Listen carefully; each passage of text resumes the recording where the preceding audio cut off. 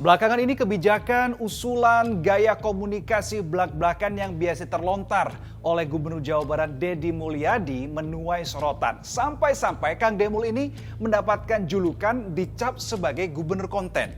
Nah, pertanyaannya adalah seberapa efektif gaya komunikasi viral yang dilakukan oleh Kang Demul ini?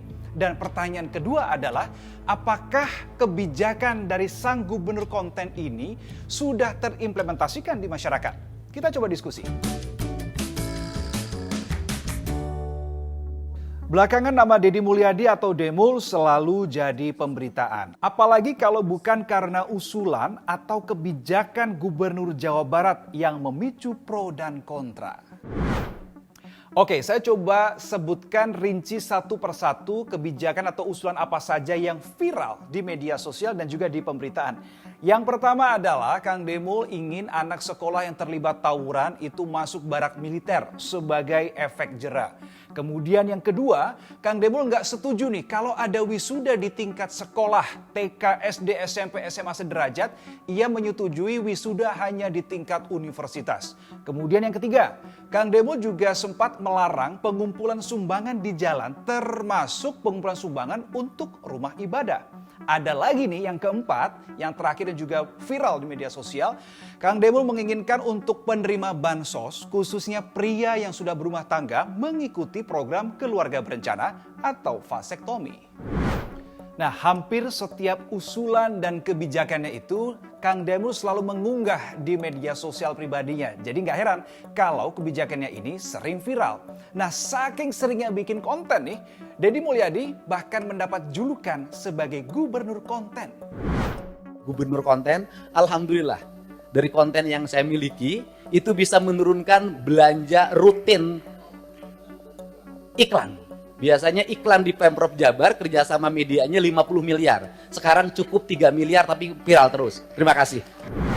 Gaya komunikasi yang belak-belakan dan disampaikan lewat media sosial oleh kepala daerah atau pemimpin daerah ini memang bukan pertama kali terjadi.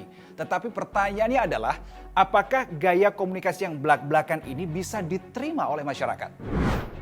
Ini gaya komunikasi politik ya, cara beliau mengagregasi ya, menyampaikan gagasan, tapi juga di saat yang bersamaan menangkap harapan-harapan dan juga perspektif dari masyarakat begitu. Nah, tapi terlepas dari itu ya, karena ini kemasannya adalah konten media sosial ya, semakin kontroversial semakin menarik gitu ya. Mungkin ada nuansa itu saya melihatnya. Cuma di balik itu semua, ini satu hal yang positif ya. Ini satu hal yang positif di mana pimpinan atau kepala daerah itu membuka ruang komunikasi ya. Dan kita melihat juga tidak ada batasan dalam arti masyarakat juga bebas menyampaikan gagasan, berbeda pandangan ya, disampaikan kepada beliau dan ada diskusi ya, kalau untuk menghindari kata debat ya di situ ya. Tapi memang sebetulnya faktanya berdebat ya. Tapi itu satu diskusi yang mengarah pada saling bertukar perspektif ya. Cuman memang yang perlu digarisbawahi soal caranya Mbak Cira ya.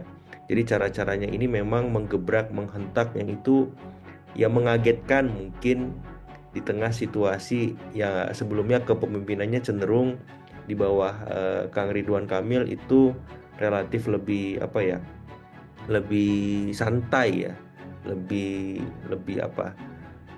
serius, santai, tapi juga saya melihatnya bertahap seperti itu pendekatan yang dilakukan sehingga warga tidak merasa dalam tanda petik ada perubahan terlalu drastis, baik yang terkena dampak dari kebijakan itu maupun yang tidak sama sekali terdampak ya. Jadi ya udah smooth lah gitu. Nah, kalau Kang Deddy ini kan karena menghentak tiba-tiba drastis, semuanya kaget, baik masyarakatnya, elit kita, baik di level lokal maupun di nasional. Tapi coba kalau kita cermati, selalu ada alasan yang baik nih di balik usulan atau kebijakan oleh Kang Deddy Mulyadi selaku Gubernur Jawa Barat. Tapi pertanyaan berikutnya adalah, apakah usulan atau kebijakan ini bersifat mengikat? Artinya ini betul-betul terlaksana di tengah masyarakat atau jangan-jangan ini hanya sebatas konten? Contoh nih, Deddy Mulyadi sempat melarang mengumpulkan sumbangan di jalan raya termasuk untuk rumah ibadah melalui surat edaran gubernur. Tapi kenyataannya masih ada saja masyarakat yang melakukan itu. Ini pertama, sebuah kebijakan itu harus ada underlying-nya. Artinya ada peraturan yang memayunginya. Karena ingat, Dedi itu gubernur, kepala daerah. Jadi semua tindak lanjutnya itu harus ada underlying peraturannya. Kalau tidak, ya repot. Ya, masalahnya peran Dedi di sini sebagai gubernur atau sebagai influencer. Karena dia kan juga artis, artis media sosial.